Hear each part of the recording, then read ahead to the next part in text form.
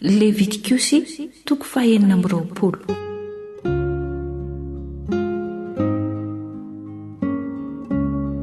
Fitahiana sy ozona.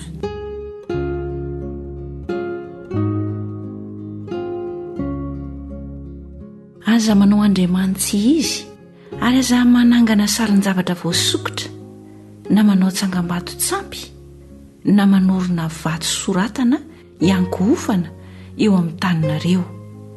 Fa izany Jehovah Andriamanitrareo. Tandremo ny sabatako ary ajao ny fitoerako masina.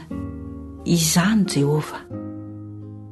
Raha manaraka ny lalako sy mitandrina ny didiko ianareo ka mankatoy izany, dia hanome anareo ranonorana amin'ny fotoany aho, ka avoka-javatra ny tany ary hamoa ny azo any an-tsaha.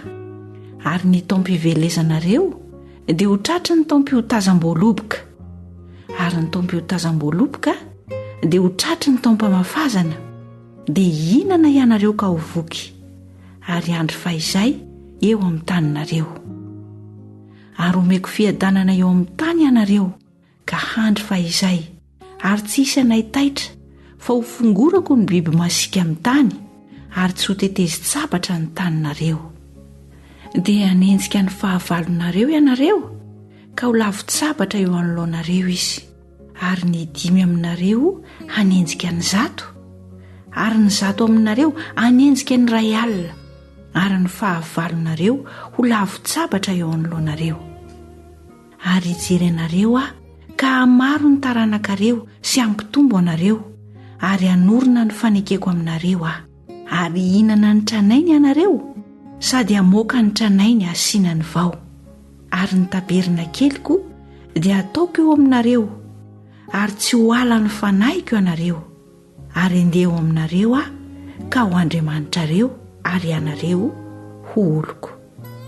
Izany Jehovah Andriamanitrareo, izay nitondra anareo nivoaka avy tany amin'ny tany Egipta mba tsy ho andevony ianareo, ary nanapaka ny zigo izay teo aminareo aho ka nampandeha anareo mijoro. Fa raha tsy miaino ahy kosa ianareo, ka tsy mankatory ireo didy rehetra ireo, ary hamaivonareo ny didiko, na hala ny fanahinareo ny fitsipiko, ka tsy akatoavinareo ny didiko rehetra, fa hivadianareo ny fanekeko, izaho kosa dia hanao izao aminareo.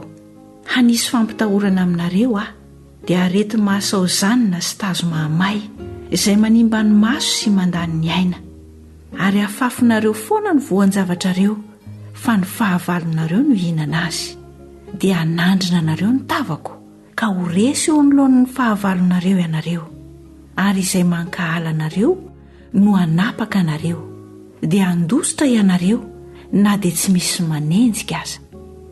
Ary raha mbola tsy miaino ahy ihany ianareo amin'izany rehetra izany, dia mbola hampijaly ianareo impito noho ny fahotanareo, ary horavako ny reharehan'ny herinareo, ka ataoko toy ny vy ny lanitrareo, ary toy ny varahana ny taninareo, ary ny herinareo ho lany foana. Fa tsy havoka-javatra ny taninareo, ary tsy hamoa ny azo amin'ny tany. Ary raha mbola manohatra ihany ianareo, ka tsy mety miaino ahy, dia asiako kapoka impito koa ianareo araka ny fahotanareo. Ary ampandehaniko eo aminareo ny biby ty, ka handany ny zanakareo sy handringana ny biby fiompinareo ireny, ka havitsy isanareo, ary ny lalambenareo ho tonga efitra.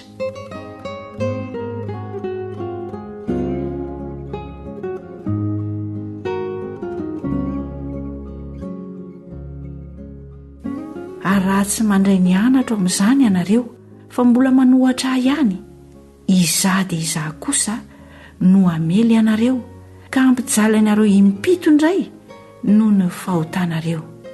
Dia hampiditra sabatra aminareo aho, ho valiny nivadianareo ny fanekena. Ary rehefa tafangona eo anatin'ny tanànanareo ianareo, dia hanatitra rety mandringana aminareo aho, ary atolotra eo an-tanan'ny fahavalo ianareo.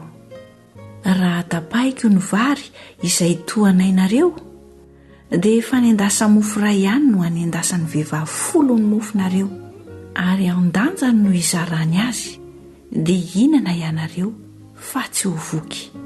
Ary raha mbola tsy miaino ahy amin'izany rehetra izany ianareo, fa mbola manohatra ahy ihany, dia amela ianareo amin'ny fahatezerana kosa, ary iza dia iza no ampijala ianareo impito indray noho ny fahotanareo.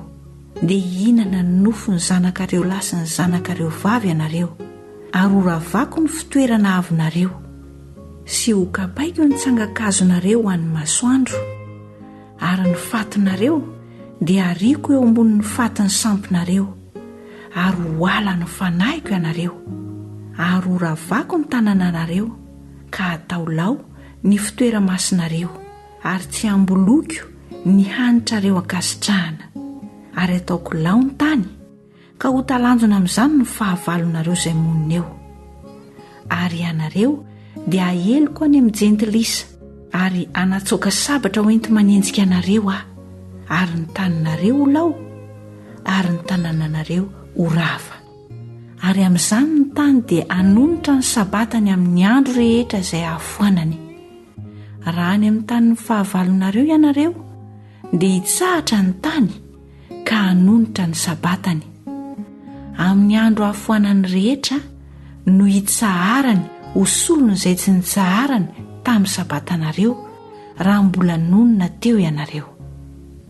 Ary ny amin'ny sisa aminareo any amin'ny tanin'ny fahavalony dia ampiditra faharerahana ao am-pony aho, ka na dia ny feon'ny ravikazo voapoka aza dia ampandositra azy, ary andositra tahaka ny mandositsabatra izy ka ho lavo, na dia tsy misy manenjika aza.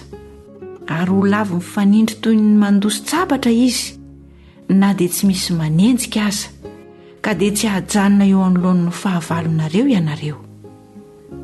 Ary dia ho lany ringana any amin'ny jentilisa ianareo, ary ho lany ny tanin'ny fahavalonareo ianareo.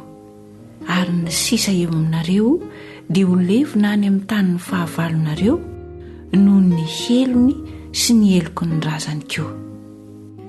Fa raha iaiky ny helony sy ny heloko ny razany izy, dia ny fahadisoany izay nahandisony tamiko tamin'ny nanoherany ahy, ary izaho kosa namely azy ka nitondra azy ho any amin'ny tanin'ny fahavalony, raha hietry amin'izany ny fony tsy voafora, ary anonitra ny amin'ny helony izy, dia ho tsarovako ny fanekeko tamin'i Jakoba, sy ny fanekeko tamin'ny Isaka, ary ny fanekeko tamin'ny Abrahama, ary ho tsarovako koa ny tany. Ary ny tany ilaozan'ny olona ka hanonitra ny sabatany, raha mitoetra foana tsy misy olona izy. Ary ny olona hanonitra ny amin'ny helony, satria nandany fitsipiko izy, ary halany fanahiny ny didiko. Ary na dia izany rehetra izany aza, raha any amin'ny tanin'ny fahavalony izy, dia tsy ho laviko ary tsy ho alako, fandrao landringana izy rehetra ka rava ny fanekeko taminy, fa izany Jehovahandriamaniny.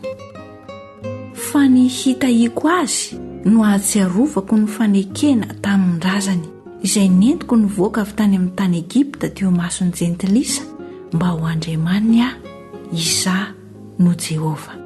Ireo ny didy sy fitsipika ary lalàna izay nataon'i Jehova ho aminy sy amin'ny zanak'Israely teo an-tendrombohitra Sinay, ka nampilazainy any Mosesy.